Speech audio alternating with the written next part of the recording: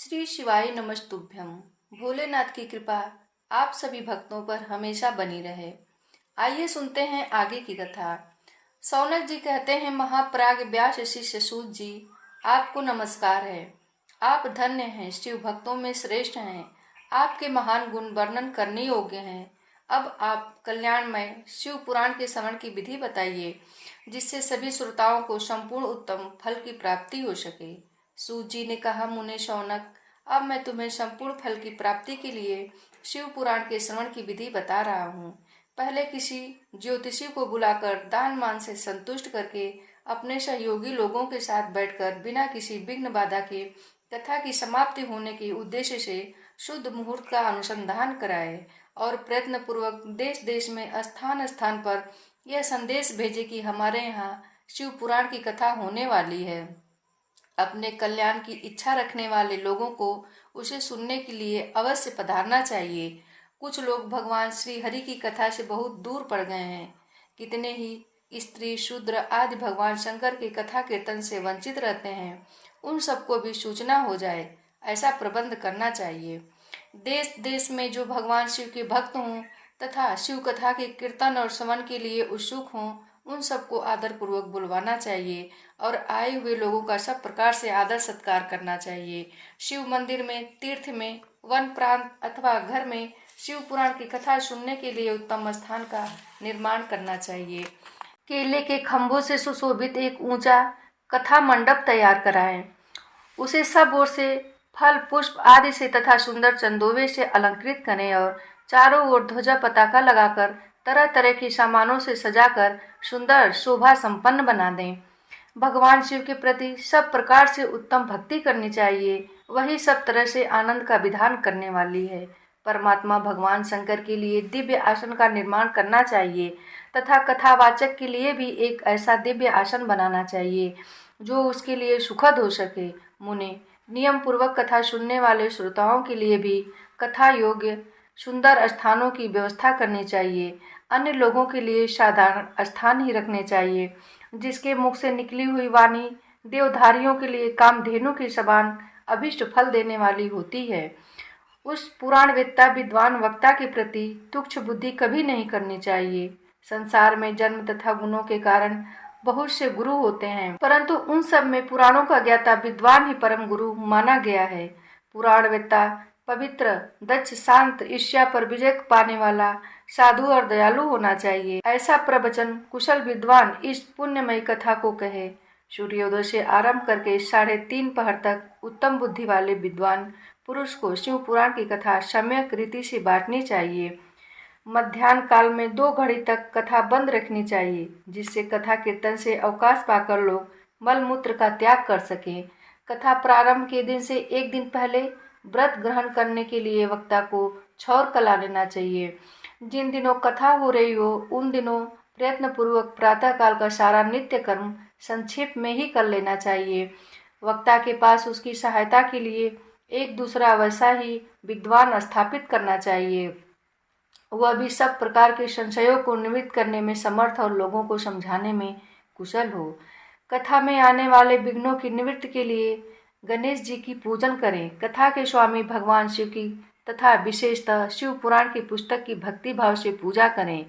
तत्पश्चात उत्तम बुद्धि वाला श्रोता तन मन से शुद्ध एवं प्रसन्न चित्त हो आदर पूर्वक शिव पुराण की कथा सुने।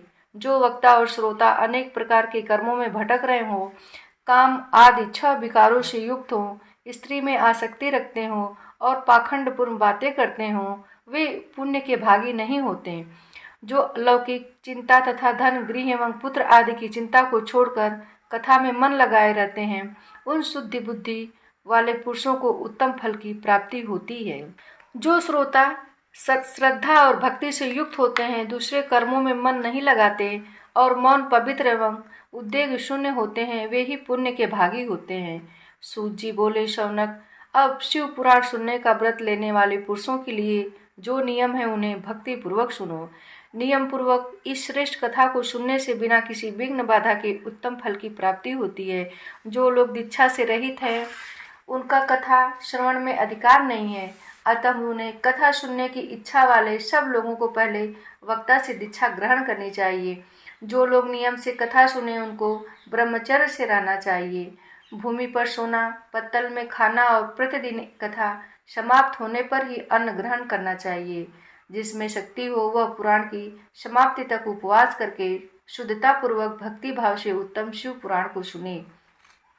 इस कथा का व्रत लेने वाले पुरुष को प्रतिदिन एक ही बार हविष्यान्न भोजन करना चाहिए। जिस प्रकार से कथा श्रवण का नियम सुख पूर्वक सच सके वैसे ही रहना चाहिए। गरिष्ठ अन्न, दाल, जला अन्न, सेम, मसूर, भाव दूषित तथा बासी अन्न को खाकर कथावर्ती पुरुष कभी कथा को न सुने। जिसने कथा का व्रत ले रखा हो वह पुरुष प्याज, लहसुन, हींग, गाजर, मादक वस्तु तथा अमिष कही जाने वाली वस्तुओं को त्याग दे। कथा का व्रत लेने वाला पुरुष काम, क्रोध आदि 6 विकारों को, ब्राह्मणों की निंदा को तथा पतिव्रता और साधु संतों की निंदा को भी त्याग दे। कथाव्रती पुरुष प्रतिदिन सत्य, शौच, दया, मौन, सरलता, विनय तथा हार्दिक उदारता इन सद्गुणों को सदा अपनाए रहे। श्रोता निष्काम हो या सकाम वह नियम पूर्वक कथा सुने। सकाम पुरुष अपनी अभीष्ट कामना को प्राप्त करता है और निष्काम पुरुष मोक्ष पा लेता है। दरिद्र, क्षय का रोगी, पापी, भाग्यहीन तथा संतान रहित पुरुष भी इस उत्तम कथा को सुने। काक, बंध्या आदि जो 7 प्रकार की दुष्ट स्त्रियां हैं वे तथा जिसका गर्भ गिर जाता हो वह इन सभी को शिव पुराण की उत्तम कथा सुननी चाहिए।